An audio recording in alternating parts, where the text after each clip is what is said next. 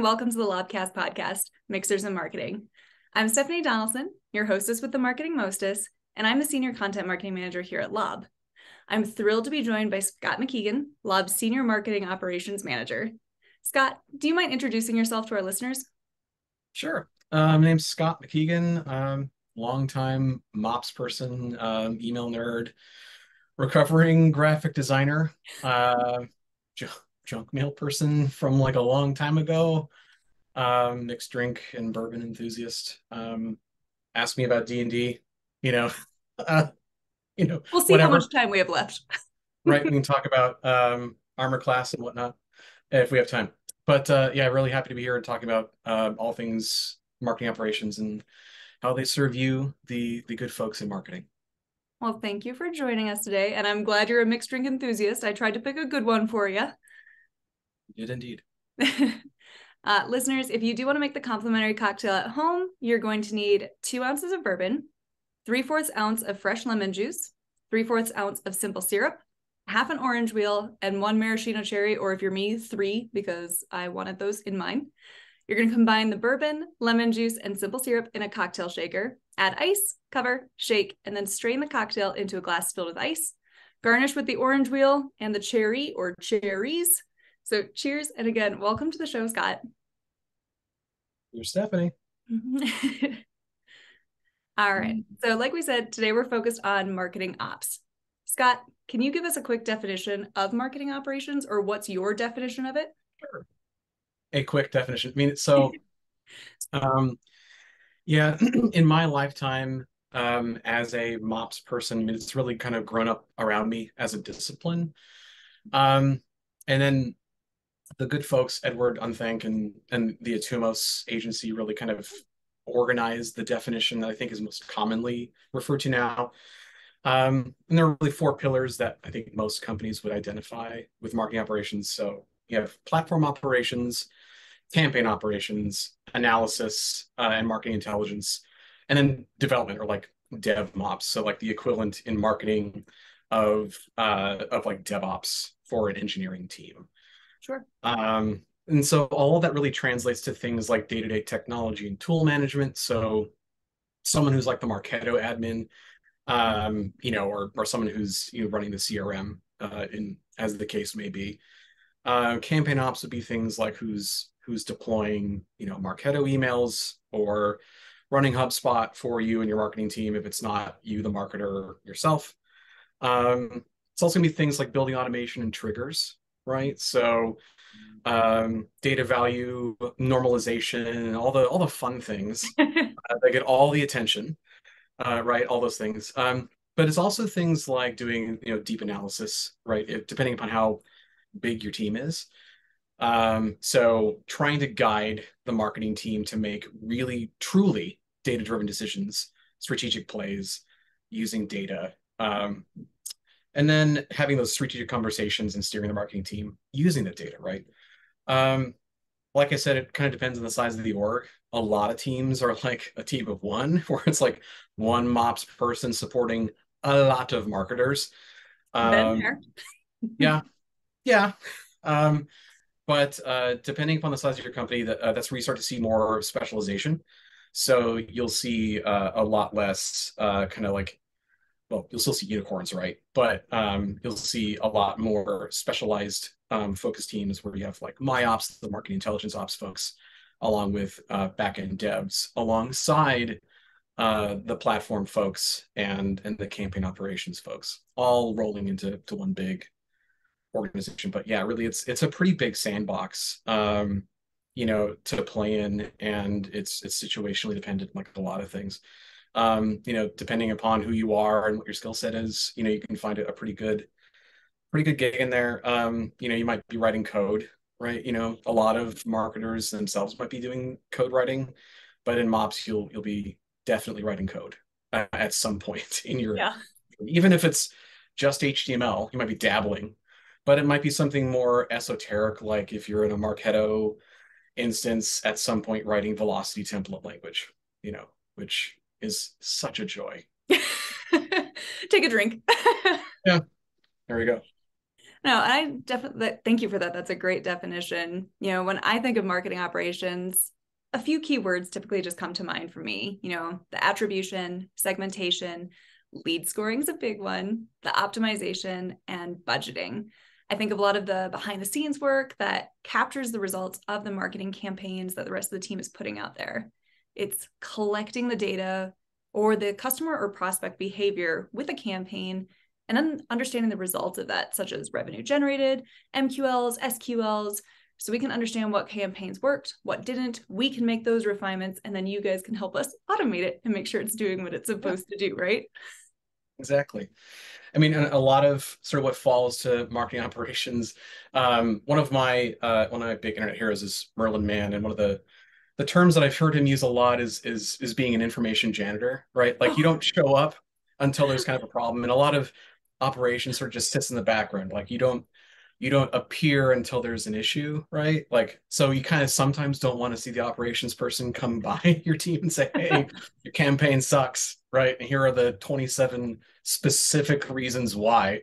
But as good partners, right, when we do to that point, as you're raising, right, bring those signals to you and say, hey, actually, here are the ways that you could optimize your campaign for success. Here are the things that we are suggesting. Here's what we're seeing Right. based on the performance data. Like that's one of the key strategic functions that we can play. Obviously, depends on the org, depends on depends on the day, depends on how much time we have, and how much involvement you concede to the marketing ops team. But when that engine is really firing on all cylinders, to use another metaphor, like it's quite good. So yeah. Yeah, I mean, nobody wants their campaign to be pointed out as being bad, but I think any marketer, at least any marketer that is truly in it for the right reason, you still want that end user, that end customer or prospect to have the best experience possible. You want them to move through their workflow as easily as possible. You're not trying to make things more complicated or be running bad campaigns that don't serve them, nor help them find the right product that they're looking for. So it really is about coming together and almost lessening that ego and being like, oh no, shoot, what is wrong? Like, help me optimize my campaign so we all get the results we're looking for. Yeah. You don't know what you don't know. And so being Definitely. willing to be wrong, right, is a great position to take no matter what side of this Yep. particular relationship you're on, right? It's especially important if you're in operations, right? It should be and is, at least in my opinion, by definition, a data-driven, scientifically minded discipline, right? So you Definitely. should be operating, so to speak, on the premise that you can be wrong and you're going to use data to prove or disprove your hypotheses, right? That's how you should be thinking and operating. So Definitely. yeah. No, I love that. We just kind of talked about making sure that the customer gets through the workflow correctly. Topic of the hour is spring cleaning marketing workflows. So, Scott, when doing a maintenance check or a spring clean of marketing programs or workflows, what should marketers look for? Or what metrics should they be evaluating to see what programs need special attention? Yeah.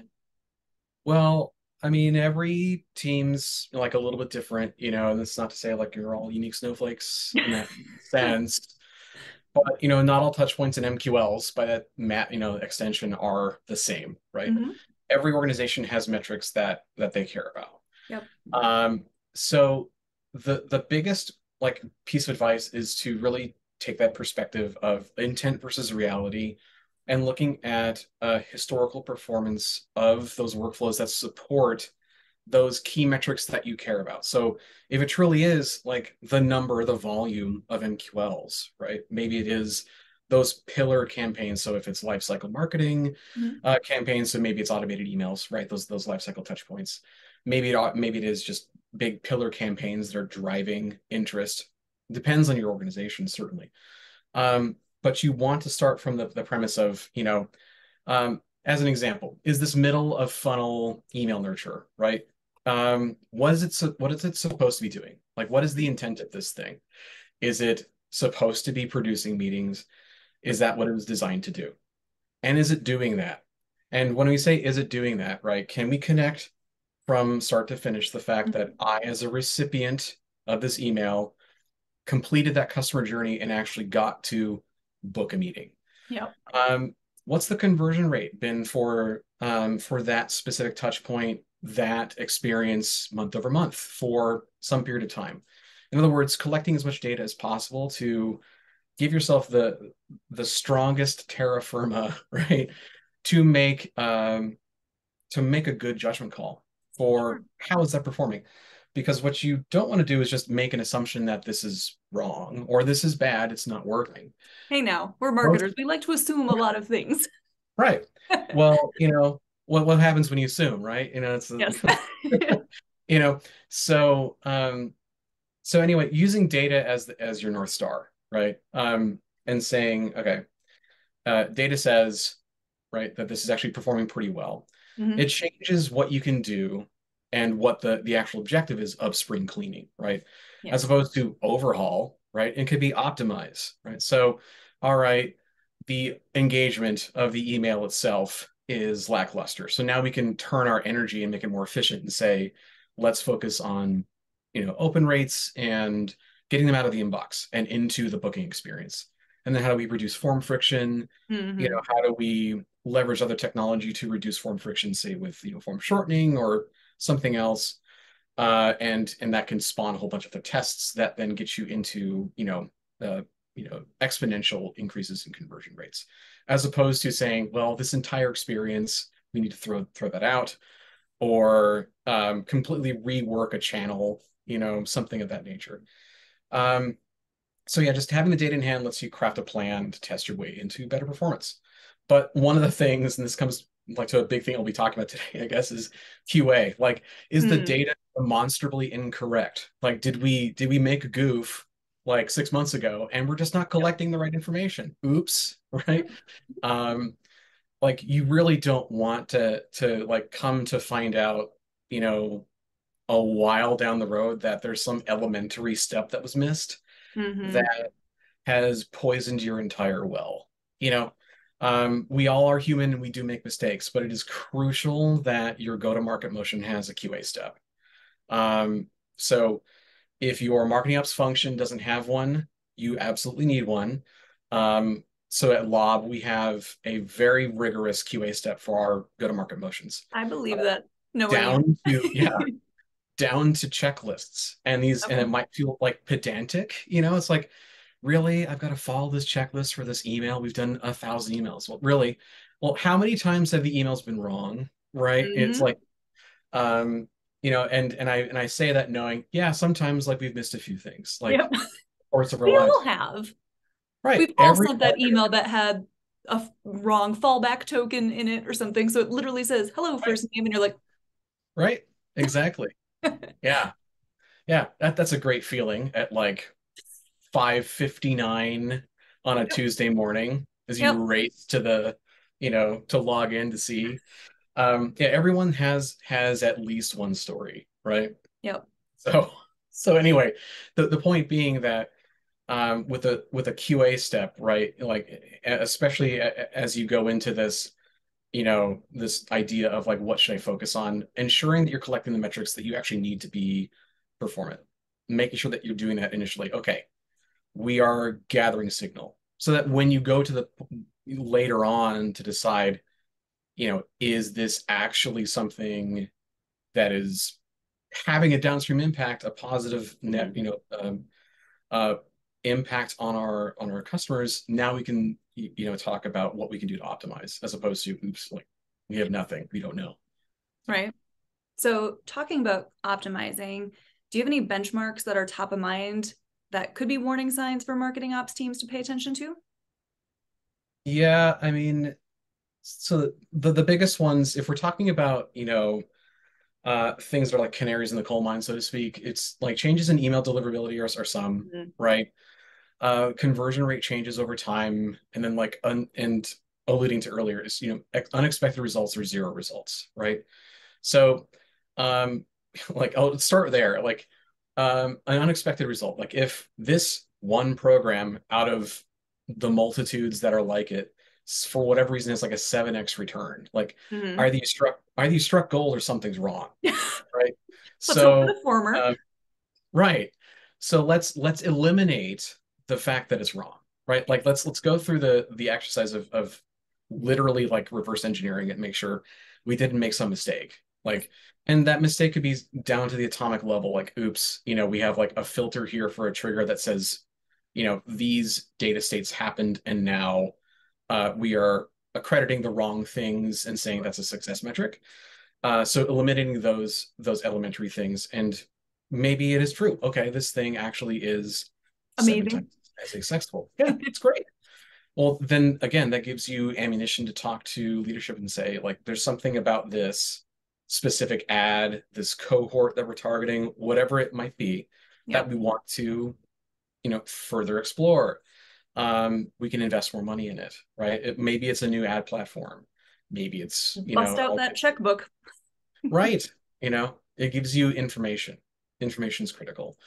Conversion rate changes over time, especially if there's like no change to the audience, right? If Mm-hmm. right, if there's nothing different about, the audience in particular, then that might be signal of things like, inbox fatigue, gray boxing, or something else that you're not considering. So that would be like a good For signal to look messaging, at. for content format. Yep. All of Yeah, that.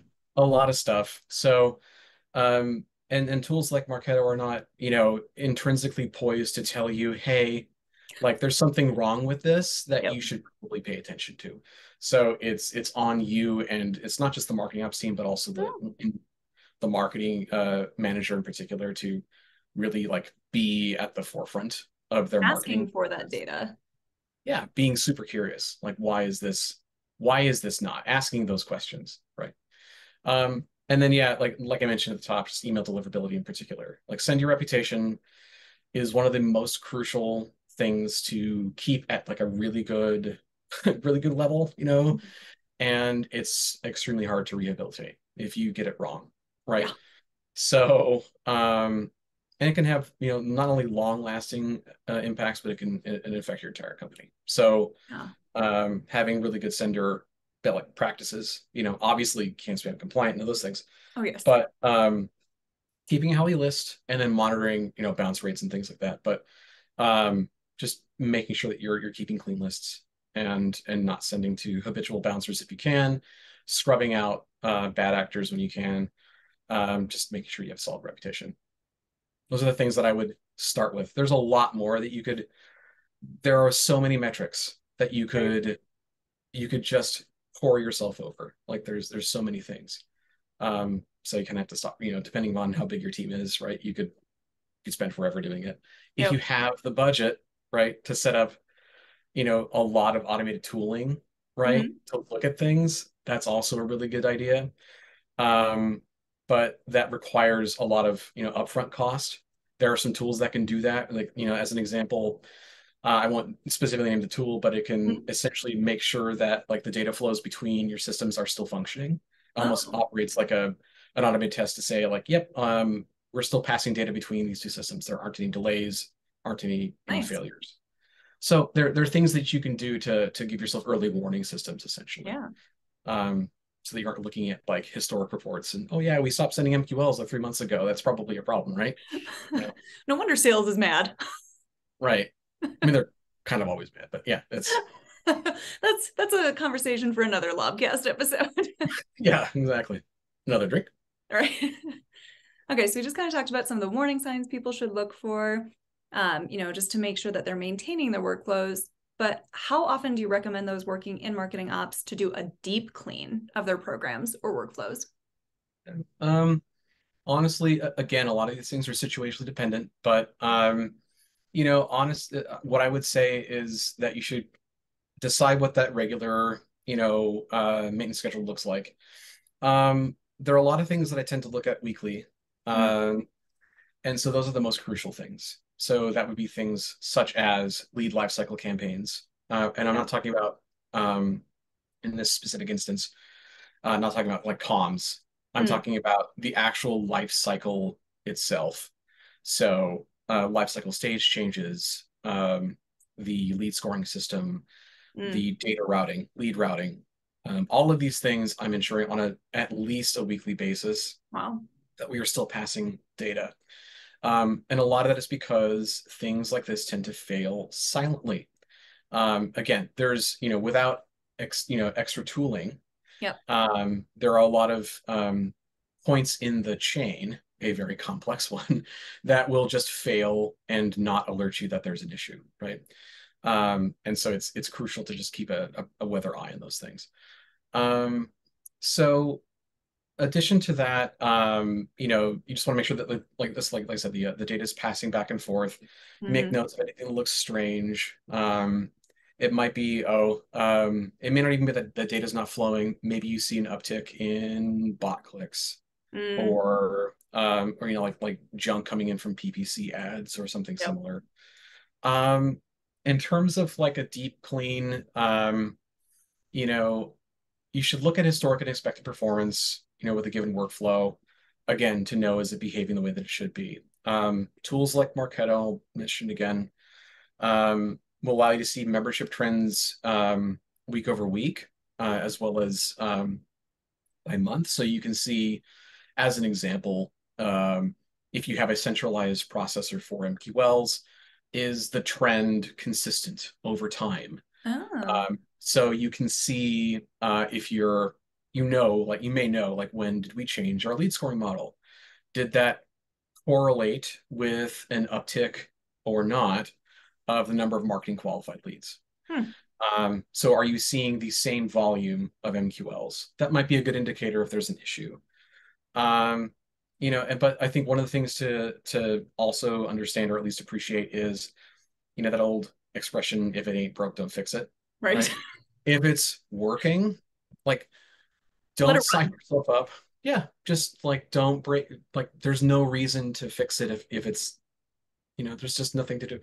But if MQL suddenly stop flowing, right, like that's a good sign to like, I need to go in there and start, making some changes here. Yep. But honestly, it's because you're impacting revenue or potential revenue anyway. Um, I would say for a lot of things, quarterly is probably like Hmm. a good idea to start with. Yeah. If it's something like an automated lifecycle communication, at least do a regular, like a quarterly check-in. It's again, I hate to like qualify my answers with like it's situation dependent, but it But really it is. does. It's like, for something like a marketing engaged nurture, I'm not going to check on that more than maybe once a month Yep. personally. I'm going to rely on the marketing manager instead to tell me that there's something up with it Mm-hmm. uh, that would be worthy of my attention. I will be looking at overall email performance, Yes. and that would include, life cycle touches. So if I see something at the topmost level that would like warrant my attention that I don't also get from my counterpart in marketing, I might, do like a spike in one of my sprints to figure out if there's something that I need to go and pay attention to. Um, and then, again, paying attention to the larger in picture with regards to life cycle, just making sure those things are flowing as expected. Mm-hmm. Um, but ultimately, on that front, like just don't forget to maintain your sanity because there's more than just one engagement program inside any Marketo instance or any HubSpot or whatever tool Yep. of choice for your organization. So you can spend forever refactoring these things. You can refine until forever. So there aren't any medals for making your marketing automation super duper efficient every single month. So like just don't kill yourself out there, right? I'm gonna get Just with our design team and we'll make you a medal. right. I want the medal that Chewie got in episode 4. At least the was the special edition, right? He got a medal in the new version, the one that. To be honest, I've seen like all the Star Wars movies like once. Yeah, well, in the special edition, the heretical one that right, the one that George Lucas redid, right? The not Hmm. the super OG one. They finally gave Chewie a medal. That's the medal that I want. Is all I'm saying. Okay. I'll do my best. Anyway. But I do think, you kind of bring up a really good point about, because I think marketing is always a marathon, right? It's not a sprint. You have to give your prospects time to engage with your nurture campaigns or all of your different marketing touch points. So you want to give programs time to collect that data. So again, going back to what we were talking about earlier, you can set those benchmarks. You can understand like, well, typically in a quarter, here's how people have engaged or how they've moved through the workflow. Hey, it takes typically this long to go from an MQL to an SQL.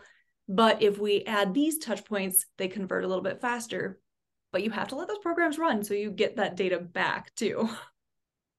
Yeah, well, and your MOPS team or your analytics team or both, depending upon how how your company's organized, should be able to tell you that information too, either by request or because they're bringing it to you, right? Yeah. To say, hey, when you add these touch points, right, you're seeing this decrease in MQL age to stage, right? Um, you know, at least in an ideal situation, that's the kind of information that you can expect as possible. It's not always something that comes to mind just because of how things are in the day-to-day world in which we work. But that's one of those great reports, by the way, that is fantastic. Is seeing it's almost like an age of money report. It's like it's the reverse of that. It's like how much time does it take for sales to get to an MQL, right? And the quality and speed to lead, right? It's all of those things that indicate that marketing is feeding the other side of the revenue team sufficient quality leads Yes. that can turn into potential revenue for all of us. So, and I think that's a hard pill to swallow because I've worked at organizations before where they're like, oh yeah, our MQL to SQL rate is through the roof. And then when we changed our lead scoring, our sales team was like, well, these leads are so much better than the ones before, but we saw a huge drop. But it's all about the quality though, right? Yeah. You really want to get that quality versus sending in tons of unqualified people just to be like, well, look at our numbers. Yeah. I could turn the lead scoring threshold down to nothing tomorrow. Here you we go, all sales. high five each other. All right. It wouldn't mean much, right? No, it wouldn't. So yeah, exactly. And I think part of getting those qualified leads is capturing the right information on form fills. So what about spring cleaning forms? How often should those in marketing ops be cleaning up fields, adding or deleting fields, or investigating new technology to help with form fills? Yeah. Well, I mean, with fields in particular, regardless of forms, right? Like data structure and all that stuff, like marketing ops should be leading the charge here, along with depending upon, again, how your organization is organized, partnering with their rev ops counterparts, sales ops, depending, again, it's all situationally dependent. But you should be making those forms global resources if you can, right? Okay. One of the big traps that a lot of places fall into is making a ton of forms that do the same job. So a good example of that might be a content download form for every single individual piece of content. And suddenly, after you turn around and there are 60 forms that look very similar and do the exact same job, right? And then someone says, well, now we use this other technology. Maybe it's marketing ops. And, now we're gonna change how we track UTM parameters. And so we need to go and adjust the fields. Well, instead of adjusting one form, now we're adjusting 60, right? And that's a great place where errors can crop up because now we have multiplied the surface area of the problem by many times. So first order of business is to reduce the surface area of the problem and globalize your forms first. Then, as far as reducing the actual number of form fields, right, and going in there and actually having that conversation, it is a negotiation with marketing because marketing wants to solicit this information from their prospects, right? But no one wants to I don't want to tell you what my mother's maiden name is, to download this ebook. No. I don't know what my budget is yet for this. That's why I'm trying to get the ebook to understand what my budget should be. No, I don't want to tell you that. So really it's a matter of well, where is there a happy medium? If you can't invest in technology that allows you to completely circumvent this with something like form shortening. So name a vendor and we'll say Clearbit. If you can if you have the ability to bring on a vendor such as Clearbit for form shortening, great, because then you sort of can have your cake and eat it too. Yep. You can ask for a single field or as many fields as like your minimum threshold. You're right, and then everything else is essentially hidden from the user. And then you're still gathering information, albeit, passively and not, explicitly from the person getting the ebook. Yep. So that's one way to do it. If you can't do that, then have like that tough conversation with not just yourself as a marketer, but also with your marketing team and leadership. Like, are there versions of these forms where we are okay getting less information, Yep. farther up the funnel? Is an ebook, do I really need to have estimated annual revenue attached to this ebook, like, or this case study? Like, Yep. do I need that? We know that we'll need it eventually, like on a critical form, like a sales demo. Is Mm-hmm. that the only place we need it? Or do we need it elsewhere?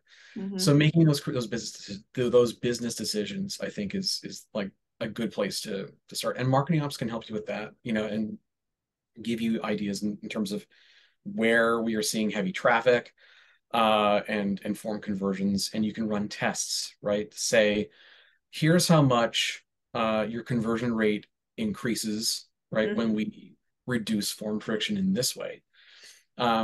And by virtue of increasing your conversion, now you have this increase in leads you can nurture. And you can then leverage progressive profiling, right? You can What I was gonna say. use other techniques to gather that information, right? So there's more than one way to get somebody's employee count, than by just asking them right now. And if you don't want to do that, then fine. I mean, just add it to your form, and maybe your conversion rates are fine, and none of this applies to you. Like, I'd love to know more. Well, I think with some of those, because again, like, I'm a marketer. When I land on a gated landing page, I know what you're looking for. And sometimes if there's too many, like, I just pick whatever drops down first. And it's like, you could also get people like me that are just messing up the data you're collecting just because I'm trying to get through the form as fast as possible. So it's like, do you have 0 employees at your company? Like, yes, I do, because I didn't want to take the time to fill this form out. Like, I'm literally downloading a 101 ebook. I just want the information.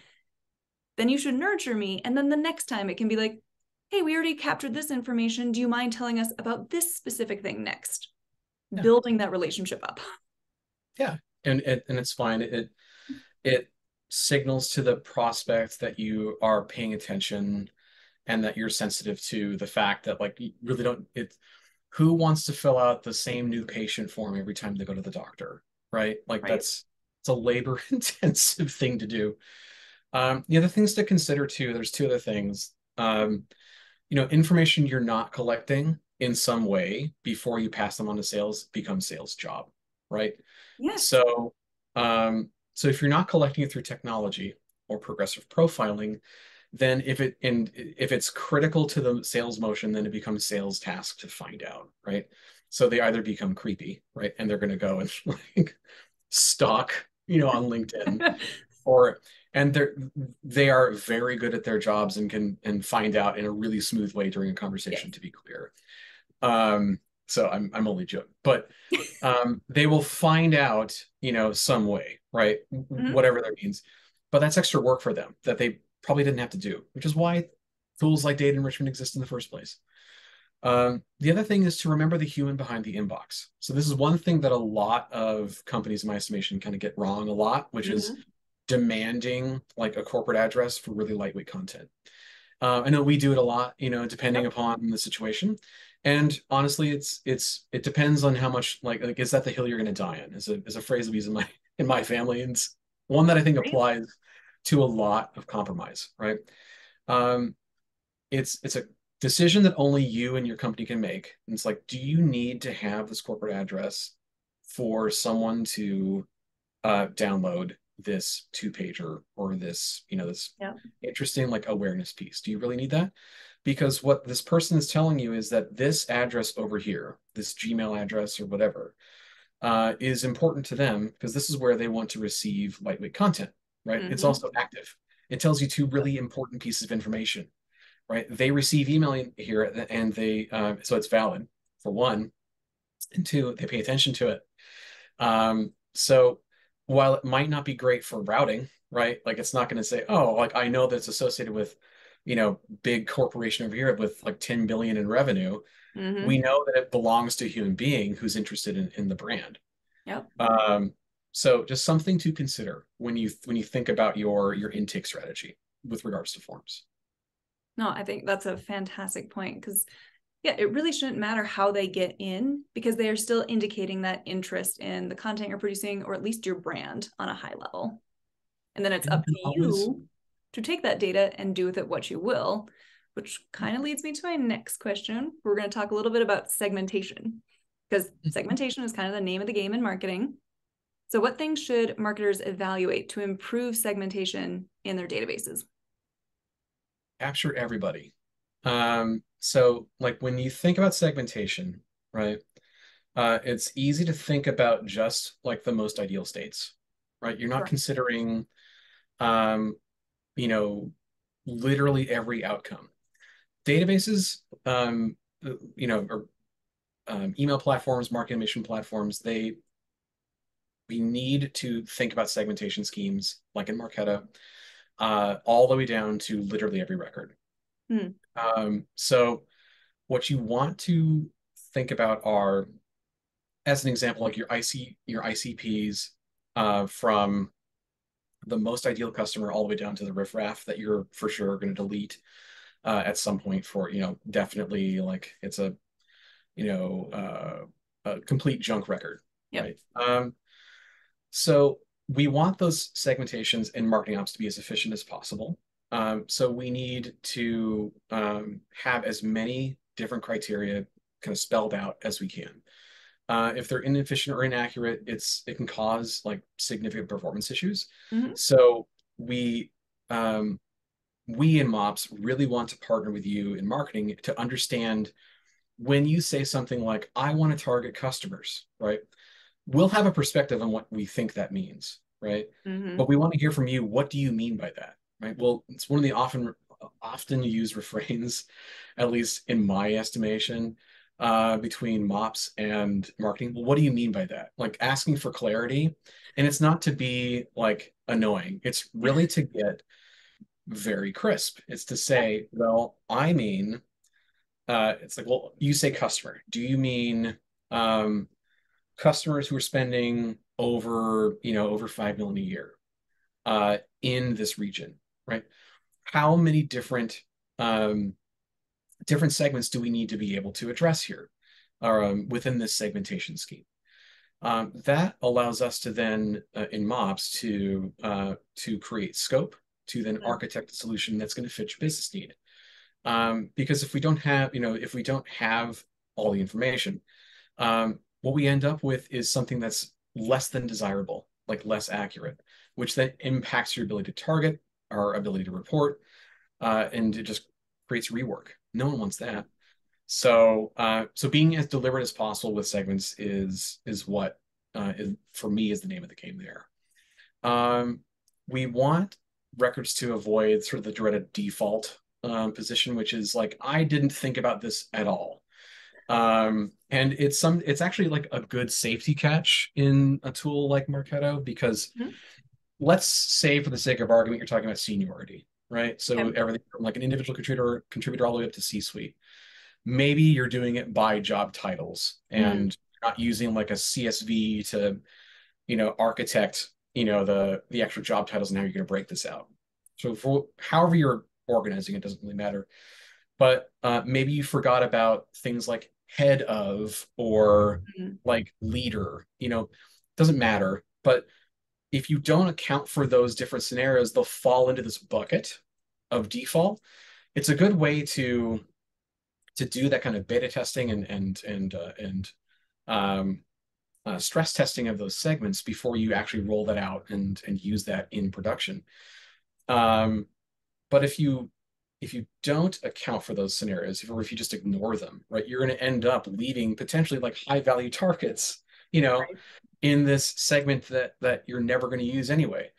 And then I think perhaps maybe more seriously, it'd be things like emailability. So we have one of those here at Lob where we're talking about things that are active database, inactive, unreachable, right? Yep. So if we're not being very deliberate as like, well, what does active mean or what does unreachable mean? You could end up having somebody who is perhaps like with an invalid email, like a like invalidated email address or something similar, Hmm. just finding themselves into an inaccurate segment, which could really have bad effects, right? So all those things said, right, being as deliberate as possible is the biggest thing that I could say. No, I love that. Thank you. That's a really great insight too. Because yeah, I think of it just like, oh yeah, I need this list. Can you pull these people? And it's like, well, yeah, you probably missed the boat on getting certain customers in that segment. Yeah. I think the biggest tip I could give everybody too is just build your segmentations on reliable data, if at all possible. So if you're building on the fields that you know, yeah, if you're building segmentations on fields or field sets that don't contain reliable data, then you should at a minimum note that like, hey, these are as accurate as we can make them, or suggest, and MOPS would actually probably push back and say, no, we're not going to build a segmentation around this until it's clean. That's There's no way to ensure that this is accurate. So and any good marketing manager should be able to say, like, yes, that is a valid point. Like, we should not be sending this message to these people if we don't think it's going to resonate. yeah, it becomes a good ticket to file. Hey, this data is bad. Can you fix it, please? Or Hey, help we them fix saw it. the open rates on this email were 0.01%. Why is that? Right. Mhm. What marketing or what operations in marketing ops should be automated? Um, Everything. I mean, so like candidly, and I say this like at if at all possible, you should be automating everything. Um, and if you are at this point in like the evolution of marketing as a discipline, if you are not doing marketing innovation, I'd have a lot of questions about your marketing. Like, and I don't mean that as an insult. I'm deeply curious. Like maybe I know there are a lot of folks that do ABM completely offline, as an example. And I'd What? be very interested to know more about that. It's like their TAM is like 300 people. So like, why would I automate? Um, Huh. but it's so like there is some use case, but for the vast majority of us, Yeah. right, we should probably be marketing doing marketing automation right now. But in terms of like low hanging fruit, right? Email marketing, reporting, lead capture, data normalization, post processing, and enrichment, just to name like a few. You know, if it's a marketing motion that deals with prospect providing data to a sales team eventually, Mhm. or if it's just data that's just going to go into the CRM, Mm. it should flow through automation, right? If you imagine, like how things kind of used to be, and we'll talk about that, I guess. A lot of that was just run through spreadsheets Oh that yeah. had to be imported manually. So, like, One fat finger and the data's bad. yeah, well, and honestly, like that can happen with automation too. Yeah. But so yikes. But like enrichment normalization, that's our love language in MOPS. Like we want stuff to be standardized because it makes the ability to report segment target score, just that much easier, right? If as we were talking about forms earlier, like Mhm. nothing is better than turning a text field into a pick list, right? So Right. that's one of the best things you. Standardize everything. Yeah, You have exactly. these options, or maybe you get Right. another. Right.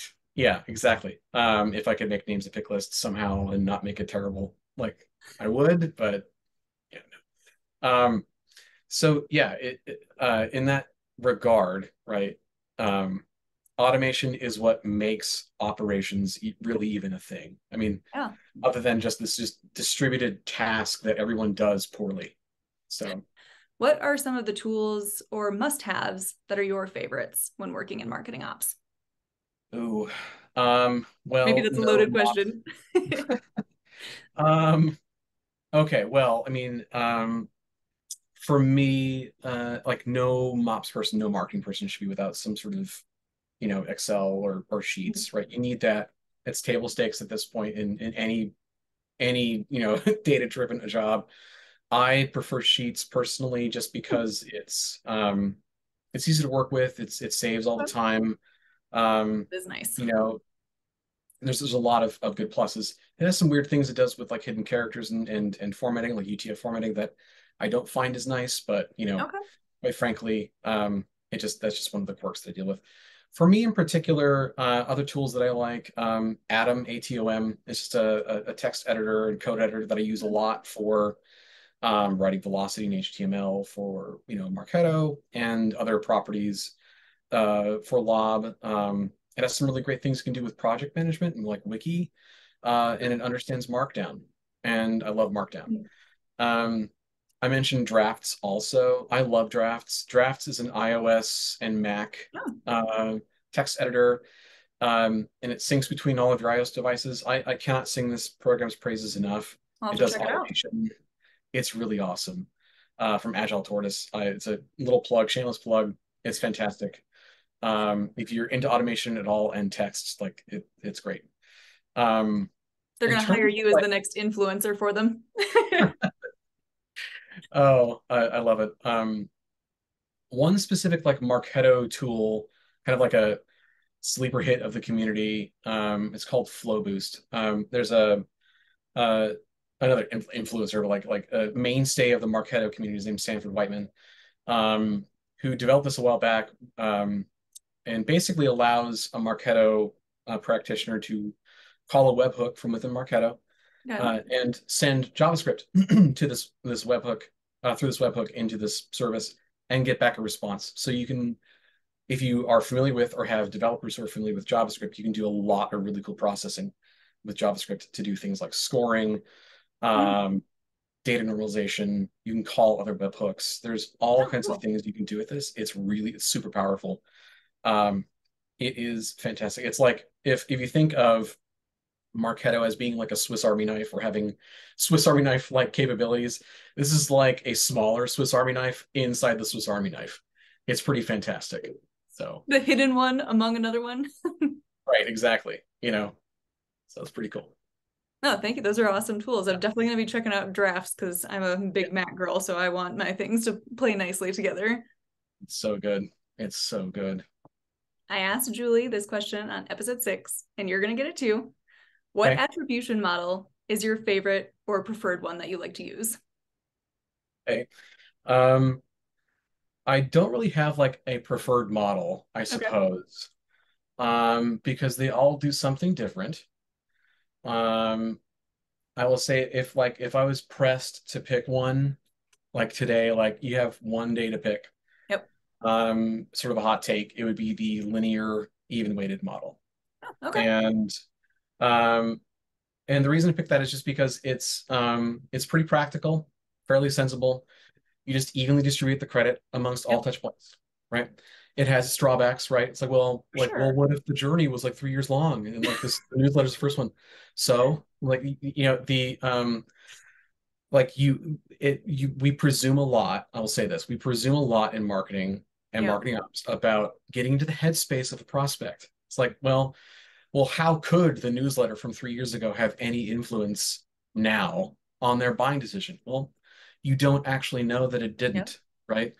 Um, so in terms of like how we might divide credit, it is the easiest in terms of setup, right? If there were 20 touch points, then we divide it 20 ways, right? Yep. It's also just a matter of fact that like as far as like how we decide between linear even weighted, time decay, W shaped, U shaped, those percentages are we just made that stuff up. Like as marketing, we made it up. Make it And till that's you not a make it, bad right?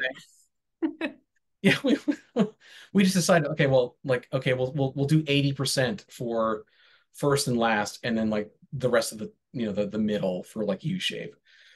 That's okay, right? And those are just attempts. It's like a try, it's a try model. We're learning and failing, learning again, and trying to optimize and understand things. So they're not, those aren't, that's all this is to say, none of those are bad, right? Ah, They all inform something. Um, but for me, if like I said, if I had to pick, I'd make the one that's probably the easiest, at least to understand. Like, okay, 20 touches, 20 different pieces of credit. personally. No, I like that. I mean, I think, yeah, on the actual like marketing side of things, we all love to think like, ooh, it is my campaign or it's, ooh, my social media post that like pushed them over the edge. But they all played a role in getting that user to convert at the end of the day. So like it really is, multi-touch, omni-channel, whatever kind of marketing you want to call it, it all works towards the same goal. Everyone carried their weight in getting this prospect over the finish line. So let's all get the credit for it. Yeah, for sure. Absolutely. All right. What about reporting? What reports do you find to be the most valuable to guide future programs or setting up new workflows? So good. I'll start with like MQL aging reports. So I'm going to focus on MQLs here because I know that we're a little short on time, I suppose. But as far as MQL aging, so really it's just lifecycle aging reports. So not specific to the MQL stage, but looking at like lead velocity reports stage to stage are Okay. handy to know. Like where are we finding bottlenecks between these stages? If we presume that our average velocity between, let's say, like a known stage and a marketing engaged stage Sure. is 2 weeks, right? If it, let's just say that it is, Mm-hmm. and we are beginning to see that trend downward, and in other words, that we are seeing the age increase, then there's something up funnel that we need to address, right? Sure. It's like a one-to-one signal that we can begin to address. MQL aging, though, is a little more specific, which is to say that like if we have reached that tipping point where it's marketing qualified and we push them to sales, we want to see how long does it take them to go from MQL to like to a decision point thereafter, Mm-hmm. right? So sales accepted and potentially sales qualified or nurtured or rejected. Like we want to see that resolution. And how long does it take to go to resolution?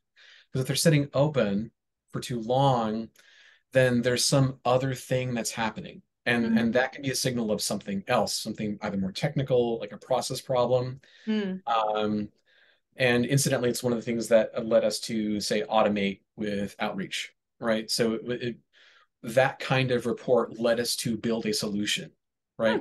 Where we had a sales team that, in our case, was doing all that they could, but didn't have enough hands, Yeah. right? So we built some automated hands for them to do things in outreach. Um, and so by doing so, like we use data to lead our decision making, right? And that's not that was not an uncommon decision to make. It's, oh, okay, let's automate this motion of doing MQL to outreach as an example. Um, Another one is MQLs to bookings or bookings to ops or whatever your North Star metrics are, right? By channel over time. Hmm.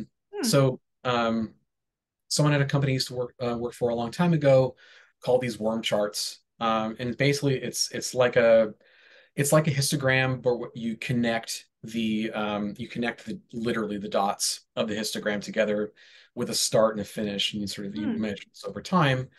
And in this case, what we're measuring is like the rise of a run of the number, let's say it's MQLs to meetings, right? For PPC. Let's just Mm-hmm. use an example. In August, September, and October. So a quarter, or ish a quarter. Sure. And you can see the trajectory of this worm, right? So the efficiency and the volume of how things are going, right? It summarizes and visualizes really well That is how nice. things are performing against a channel. Um, and it's easy to also apply this to multiple different channels themselves. It's the same metrics, right? If we're saying that essentially all MQLs are equal in this case, right? You'd be able to visualize and see quickly if these channels are underperforming, if they're performing at benchmarks, right? If we know that we're getting less volume but the same conversion rates for email or for like referrals, Mm-hmm.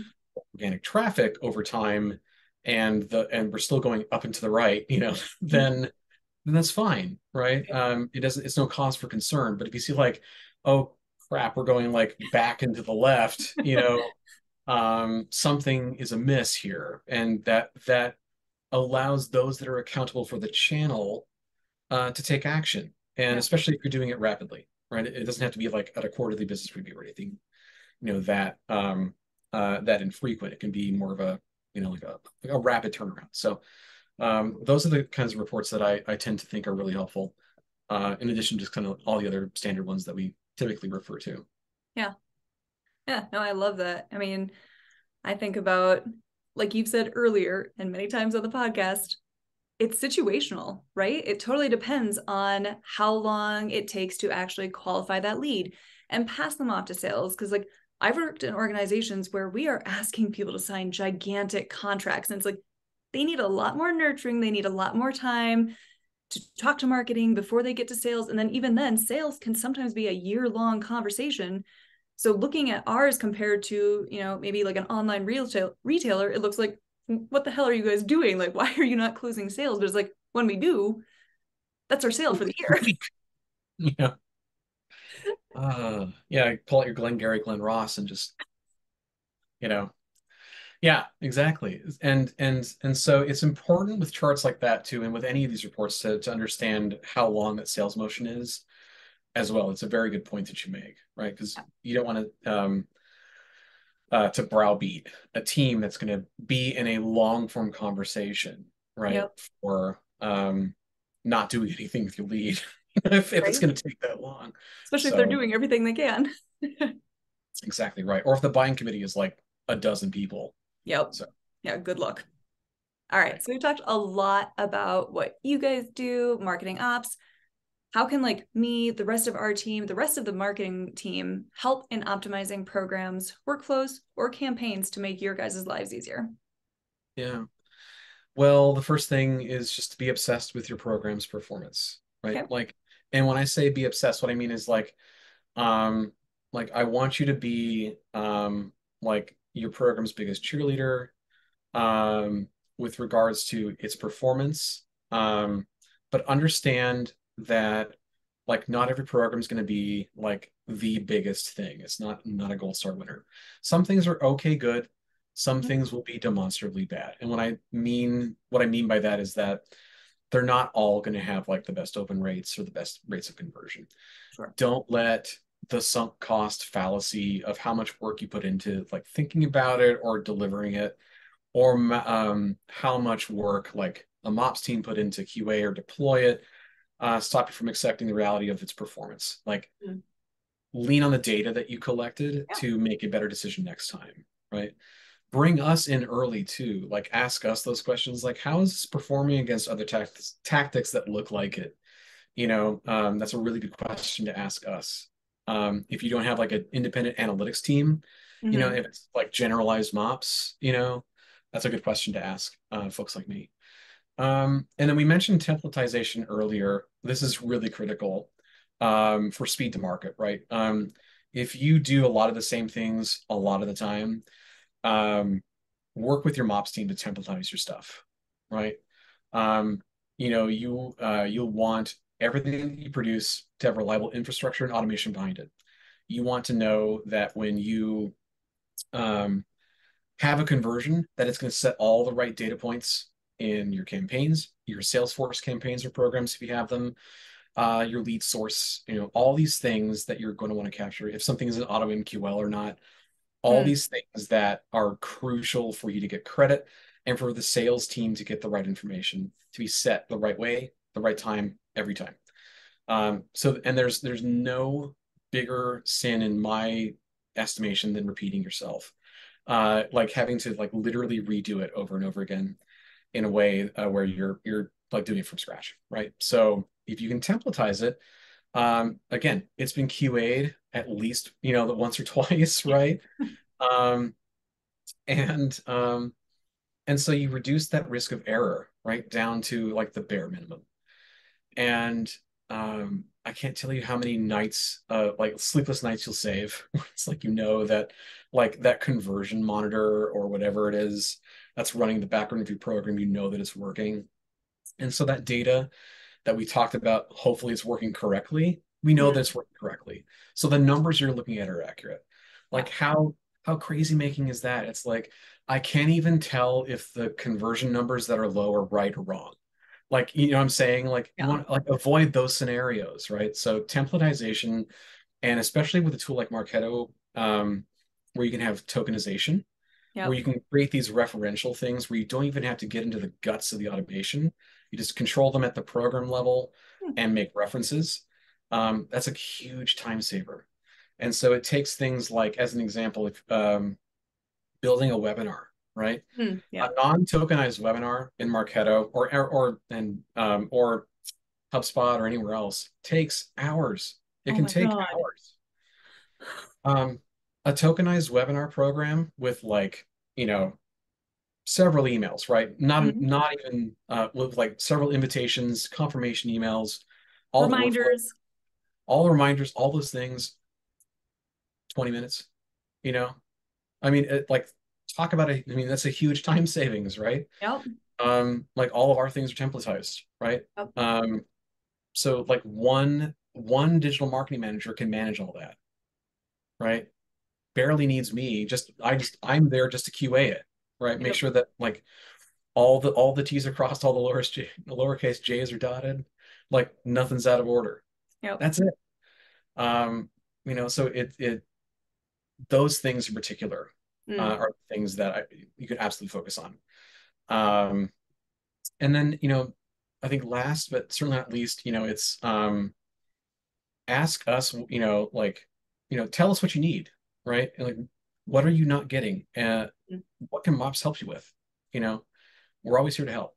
And I mean that. Like, it's not just not just Latitude. not just yeah, exactly.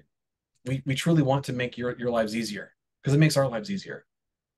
Well, we appreciate that. We love that you guys make our lives easier and do all the heavy lifting in the background while I get to do the creative stuff up front. Right. Be creative. Like, don't get stuck in like, is this workflow like sending data? Like, that's not good. Yep. Did Joe in sales get this MQL? Great. Right. Exactly. All right. Scott, do you have any final thoughts that you want to share or anything that we didn't get to today talking about marketing ops? Oh, I mean, there's plenty, but I guess I'll just close up by saying, like, don't ever let the perfect be the enemy of the good or the good enough, and always prioritize your mental health and well-being, right? Like, there is no marketing tactic that's worth your sanity. There just isn't. So I love that. take That's care of yourselves out fantastic. there. Just stay sane out there, everybody. Like, please, please, and thank you. We're all doing our best. Yeah. All right. Well, to our listeners, thank you so much for joining us for Mixers and Marketing. If you're curious how direct mail can fit into your marketing workflow and how other marketing teams are leveraging the channel, find our 2023 State of Direct Mail report at lobdemo.co/directmail2023. That's lobdemo.co/directmail2023. We hope you'll join us again as we talk about all things marketing and enjoy a mixed drink. As always, you can browse our library of episodes over at lobdemo.co/lobcast. Otherwise, thanks for listening. And that's all, folks. Thanks, everybody.